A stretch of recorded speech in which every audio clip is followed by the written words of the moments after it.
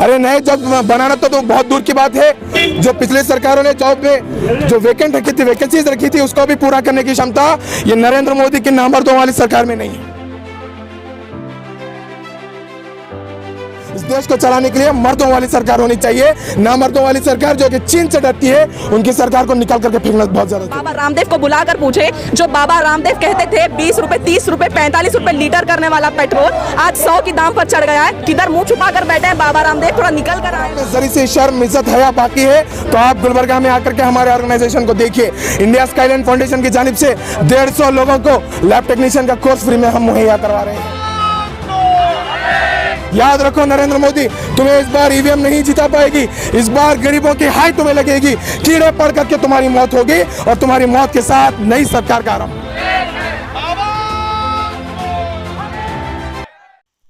गुलबर्गा शहर में eagles youth club की जानिब से एक साइकिल मार्च रैली निकाली गई जो कि जगत सर्कल से होते हुए डीसी ऑफिस तक पहुंची। इस ऑर्गेनाइजेशन की मांग ये थी कि जो प्राइसेस हाइक हो रहे हैं पेट्रोल, डीजल, गैस और उसके अलावा देश भर में जो अनएम्प्लॉयमेंट बढ़ता जा रहा है उसके खिलाफ ये रैली का ऑर्गेनाइज किया गया था। इस रैली में कई नौजवान साइकिलों के साथ शामिल हुए। इसके अलावा पैदल चलते हुए भी जो है ना जगत सर्कल से डीसी ऑफिस तक नौजवान और स्टूडेंट्स वगैरह ने है ना इस रैली में शिरकत की।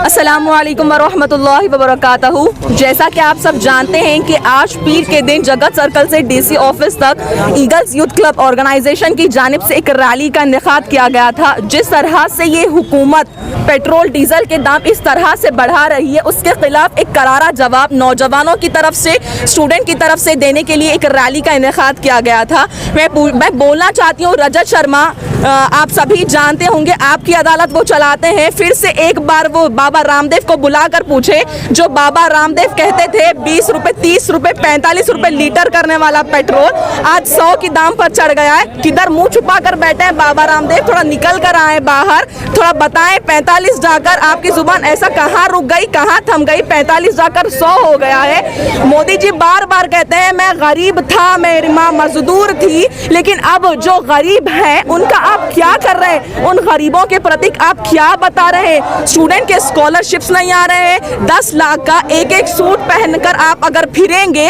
तो स्टूडेंट क्या करेंगे। स्टूडेंट की ना तो स्कॉलरशिप आ रही है, ना कोई उनके अच्छे से काम हो रहा है। एलपीजी गैस बार बार मोदी जी कह रहे थे, मैंने महिला को देखकर उन्हें उज्ज्वला स्कीम दिया, वो उज्ज्वला स्कीम के रेट इतने बढ़ रहे हैं तो उस रेट को कम कराएं। आज सैकड़ों माँ और बहनें रोड पर आ गई हैं उस स्कीम को लेकर। आप उन स्कीम को, उन माओं की बातों को सुनना छोड़कर आप विदेश यात्रा कर रहे हैं। आप बताने क्या कर रहे हैं। इसीलिए हमारी आपसे गुजारिश है कि इन दामों को आप कम करें या फिर बेहतर है इस्तीफा दे दें। अस्सलाम वालेकुम, जय हिंद दोस्तों। आज शहर गुलबर्गा के नौजवान मिलकर के बढ़ती पेट्रोल, डीजल और गैसेस की कीमतों के खिलाफ, मोदी सरकार के खिलाफ आज एहतजाज कर रहे हैं। जगत सर्कल से डीसी ऑफिस को एक साइकिल मार्च निकाला गया। मैं मुबारकबाद देता हूं ईगल्स यूथ क्लब को कि उन्होंने एक अच्छा इनिशिएटिव लेकर के तमाम नौजवानों को इकट्ठा करने की कोशिश की और अल्हम्दुलिल्लाह कामयाब तरीके से इसको अंजाम दिया। आज हमें ज़रूरत है कि मोदी सरकार के खिलाफ एहतजाज करते रहें। मोदी सरकार का हर एक पहल, हुकूमत का हर एक पहल देश के आम नागरिकों के खिलाफ है। आम नागरिकों के खिलाफ हर एक पहल बना करके सिर्फ और सिर्फ अपने उद्योगपति दोस्तों को, जैसे कि अंबानी और अदानी के जैसे लोगों को बढ़ावा दे रहे हैं, उनकी जेब भरने का काम कर रहे हैं। आज अनएम्प्लॉयमेंट का भी बहुत बड़ा इशू है। अनएम्प्लॉयमेंट की अगर हम बात करते हैं तो पार्लियामेंट में खड़े होकर के कई दिग्गज नेतागण कहते हैं कि भारत के नौजवान एम्प्लॉयबिलिटी के काबिल नहीं है, एम्प्लॉय करने के काबिल नहीं है, उनमें स्किल सेट नहीं है। तो मैं उन्हें कहता हूँ, करारा जवाब देता हूँ, अगर आप में जरी से शर्म इज्जत हया बाकी है तो आप गुलबर्गा में आकर के हमारे ऑर्गेनाइजेशन को देखिए। इंडिया स्काईलाइन फाउंडेशन की जानिब से 150 लोगों को लैब टेक्नीशियन का कोर्स फ्री में हम मुहैया करवा रहे हैं। और आप कहते हो कि यहाँ के युवाओं में क्षमता नहीं है, एम्प्लॉयबिलिटी स्किल्स नहीं है, तो मैं कहता हूँ आप इंडिया स्काईलाइन फाउंडेशन को जरा पढ़िए, हमारे काम को जानिए कि हम सिर्फ मीडिया में आकर के बाइट नहीं दे रहे हैं, ग्राउंड पर उतर करके काम कर रहे हैं। आप में हिम्मत है तो 150 लोगों को एम्प्लॉयबिलिटी स्किल्स एम्प्लॉयबल बना कर बताइए, 100 लोगों को रोजगार दे करके बताइए। हम हमारी ताकत बता रहे हैं कि हम 150 लोगों को लैब टेक्नीशियन बना सकते हैं, आप अपनी ताकत बताइए कि आप 150 में से कितने लोगों को रोजगार दोगे। हमारा सवाल यह भी है कि आज लॉ स्टूडेंट्स लॉ की पढ़ाई कर रहे हैं, ऐसे कितने लॉयर्स हैं जो गवर्नमेंट पीपी बनते हैं। आज हम ये भी सवाल करते हैं कि हर साल लाखों की तादाद में इंजीनियर निकलते हैं, आप गवर्नमेंट जॉब्स कितने दे रहे हो। अरे नए जॉब बनाना तो बहुत दूर की बात है, जो पिछले सरकारों ने जॉब में जो वैकेंट रखी थी, वैकेंसीज रखी थी, उसको भी पूरा करने की क्षमता ये नरेंद्र मोदी की नंबर 2 वाली सरकार में नहीं है। यह सरकार आज हमको मजबूर कर रही है पढ़ाई छोड़ करके सड़कों पर निकलने के लिए। आज हमारे यहाँ जमा होने का मकसद सिर्फ और सिर्फ पेट्रोल डीजल गैस के खिलाफ एहतजाज करना नहीं है, इसके कैस्केडिंग इफेक्ट्स पर हमको एजुकेशन में भी हमको उसका असर हो रहा है। जो बस की टिकटें 30 रुपए की हुआ करती थी, पेट्रोल के डीजल के दाम बढ़ने के चक्कर में 50 रुपए हो गई है। गरीब का जेब पहले से खाली है और उसको तुम खाली कर रहे हो। याद रखो नरेंद्र मोदी, तुम्हें इस बार ईवीएम नहीं जिता पाएगी, इस बार गरीबों की हाय तुम्हें लगेगी, कीड़े पड़ करके तुम्हारी मौत होगी और तुम्हारी मौत के साथ नई सरकार का आरंभ होगा। तुम्हारी मौत के साथ नई सरकार इस देश में आएगी, नई सत्ता इस देश में आएगी, नया सवेरा निकलेगा, युवाओं के हाथ में इसकी शक्ति होगी। युवा इस देश को चला करके बताएगा। इस देश को चलाने के लिए मर्दों वाली सरकार होनी चाहिए, ना मर्दों वाली सरकार जो कि चीन से डरती है, उनकी सरकार को निकाल करके फेंकना बहुत ज़्यादा जरूरी है। इसी के साथ मैं आप तमाम लोगों से गुजारिश करता हूँ कि जब जब मोदी गवर्नमेंट कोई बिल लाती है, आप उसको हिंदू मुसलमान न करते हुए, आप उसको जाति के आधार पर ना देखते हुए, आप उसको जेंडर के आधार पर ना देखते हुए उसको पढ़ें और उसको समझें कि हर एक साजिश जैसे कि फार्म बिल्स लाए गए जनहित के खिलाफ है, काउ स्लॉटर बिल लाया गया जनहित के खिलाफ है, और पेट्रोल डीजल गैसेस की कीमतें बढ़ाई जा रही हैं जनहित के खिलाफ है। जो सरकार जनहित के खिलाफ है उस सरकार को हम देशद्रोही सरकार कहते हैं और इस देशद्रोही सरकार को जूते मारकर बाहर निकालना चाहिए। ये मेरा आग्रह है कि आप हर एक बिल को पढ़ें और मोदी सरकार के खिलाफ में खड़े रहे, अपनी आवाज़ों को मजबूती के साथ पेश करें।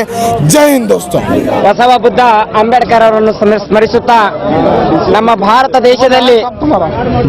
ದೇಶದಲ್ಲಿ ಏನು ನಡೆದಿದೆ ಅಂದ್ರೆ ಸರ್ಕಾರ ತರತಕ್ಕಂತ ಯೋಜನೆಗಳನ್ನು ಒಂದು ಸರಿಯಾದ ರೀತಿಯಲ್ಲಿ ತರ್ತಾ ಇಲ್ಲ. ಮೊಟ್ಟ ಮೊದಲಿಗೆ ಉಚಿತ ಗ್ಯಾಸ್ ವಿತರಣೆ ಅಂತೇಳಿ ಕಾನೂನು ಒಂದು ಯೋಜನೆಯನ್ನು ಜಾರಿಗೆ ತಂದು ಬಡವರ ಪರವಾಗಿ ಇದೇನಂತೇಳಿ ಹೇಳೋಕ್ಕೋಸ್ಕರ ಒಂದು ಅಡ್ವರ್ಟೈಸ್ಮೆಂಟ್ಗೋಸ್ಕರ ಒಂದು ಯೋಜನೆಯನ್ನು ತಂದು ಇವತ್ತಿನ ದಿನದಲ್ಲಿ ಭಾರತ ದೇಶದಲ್ಲಿ ಗ್ಯಾಸಿನ ಬೆಲೆಯನ್ನು ಹೆಚ್ಚಿಗೆ ಮಾಡಿದೆ ಕೇಂದ್ರ ಸರ್ಕಾರ, ಹಾಗೂ ಪೆಟ್ರೋಲ್ ಬೆಲೆ ಹೆಚ್ಚಿಗೆ ಮಾಡಿದೆ. ನಾನು ಒಬ್ಬ ಬಡ ರೈತನ ಮಗ ಹಾಗೂ ಕಾರ್ಮಿಕನ ಮಗನಾಗಿದ್ದು ಇವತ್ತಿನ ದಿನದಲ್ಲಿ ನಿಮ್ಮಲ್ಲಿ ಏನು ಕೇಳ್ಕೊಳ್ತೀನಿ ಅಂದ್ರೆ, ನಾನು ಒಂದು ಕೆಲಸಕ್ಕೆ ಹೋಗಬೇಕಾದ್ರೆ, ಒಬ್ಬ ಕಾರ್ಮಿಕ ಕೆಲಸಕ್ಕೆ ಹೋಗಬೇಕಾದ್ರೆ ಆತನ ಸಲಕರಣೆ ಜೊತೆಗೆ ಹೋಗಬೇಕು. ಸಲಕರಣೆಗಳನ್ನು ವಜ್ಜಿ ಪ್ರಮಾಣದಲ್ಲಿ ಇರ್ತಾವ, ಭಾರವಾಗಿರ್ತಾವ. ಅಂತ ಸಂದರ್ಭದಲ್ಲಿ ಪೆಟ್ರೋಲ್ ಒಂದು ಗಾಡಿಯನ್ನ ಸೈಕಲ್ ಮೋಟರ್ ಮೇಲೆ ಹೋಗ್ಬೇಕಾಗ್ತದೆ.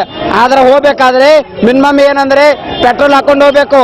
ಕೂಡದೆ 300 ರೂಪಾಯಿ 300 ರೂಪಾಯಿ ಅವರಿಗೆ ವೇತನವನ್ನು ಕೊಡ್ತಾರೆ. ಹಾಗಾಗಿ ಆ ವೇತನವನ್ನು ಪೆಟ್ರೋಲ್ಗೆ ಸುರಿಬೇಕಾಗ್ತದೆ. ಹಾಗಾಗಿ ಯುವಕರ ಮೂಲಕ, ನಮ್ಮ ಯುವ ಕಣ್ಮಣಿಗಳ ಮೂಲಕ ಕೇಂದ್ರ ಸರ್ಕಾರಕ್ಕೆ ಏನು ಎಚ್ಚರಿಕೆ ಅಂದ್ರೆ, ದಿಢೀರನೆ ಪೆಟ್ರೋಲ್ ಬೆಲೆಗಳನ್ನು ಇಳಿಸಬೇಕು. ಹಾಗೂ ಈ ದೇಶದಲ್ಲಿ ನಿರುದ್ಯೋಗ ಸಮಸ್ಯೆಯನ್ನು ಹೆಚ್ಚಾಗ್ತಾ ಇದೆ. ಒಂದು ವರ್ಷಕ್ಕೆ ಹಲವಾರು ಜನ ವಿದ್ಯಾರ್ಥಿಗಳು ತಮ್ಮ ಕೋರ್ಸ್ಗಳನ್ನು ಮುಗಿಸಿಕೊಂಡು ಹೊರಗಡೆ ಸಮಾಜಕ್ಕೆ ಬರ್ತಾರೆ. ಸಮಾಜಕ್ಕೆ ಬಂದ ಸಂದರ್ಭದಲ್ಲಿ ಏನಂದ್ರೆ ಅವರು ನಿರುದ್ಯೋಗಿಗಳಾಗ್ತಾ ಇದ್ದಾರೆ. ನಿರುದ್ಯೋಗಿ ನಿರುದ್ಯೋಗಿಗಳ ಸಮಸ್ಯೆ ಉಂಟಾಗಿ ಬಡತನ ಉಂಟಾಗ್ತಾ ಇದೆ. ಹಾಗಾಗಿ ಸರ್ಕಾರ ಏನ್ ಮಾಡ್ಬೇಕಂದ್ರೆ ಒಂದು ನಿರುದ್ಯೋಗ ಸಮಸ್ಯೆಯನ್ನು ಪರಿಗಣಿಸಿ ಅದರ ಕಡೆಗಣನೆ ಮಾಡಿ ನಮ್ಮ ಯುವಕರಿಗೆ ಏನ್ ಮಾಡ್ಬೇಕಂದ್ರೆ ಉದ್ಯೋಗವನ್ನು ಕೊಡಬೇಕು. ಆಗ ಮಾತ್ರ ಒಂದು ಸರ್ಕಾರಕ್ಕೆ ಒಂದು ಹೆಮ್ಮೆ ಅಂತ ಹೇಳ್ಕೋಬಹುದು. ಇನ್ನೊಂದು ವಿದ್ಯಾರ್ಥಿಗಳಿಗೆ ಸಮಸ್ಯೆ ಆಗ್ತಾ ಇದೆ. ವಿದ್ಯಾರ್ಥಿಗಳಿಗೆ ಏನು ಸಮಸ್ಯೆ ಆಗ್ತಾ ಇದೆ ಅಂದ್ರೆ ಸ್ಕಾಲರ್ಶಿಪ್ ವಿದ್ಯಾರ್ಥಿ ವೇತನವನ್ನು ಸರ್ಕಾರ ಕೊಡ್ತಾ ಇದೆ. ಸರ್ಕಾರ ಕೊಡಬೇಕಾದ್ರೆ ತಾಲೂಕು ಆಫೀಸರ್ಗಳು ಮತ್ತು ಕಾಲೇಜ್ದವರು ಏನ್ ಮಾಡ್ತಾ ಇದ್ದಾರೆ ಅಂದ್ರೆ ಒಬ್ಬರಿಗೊಬ್ಬರು ಮಿಂಗಲ್ ಆಗಿ ವಿದ್ಯಾರ್ಥಿಗಳಿಗೆ ವಿದ್ಯಾರ್ಥಿ ವೇತನವನ್ನು ಕೊಡದೆ ತಮ್ಮ ಬೊಕ್ಕಸಕ್ಕೆ ಉಳಿಸ್ಕೋತಾ ಇದ್ದಾರೆ.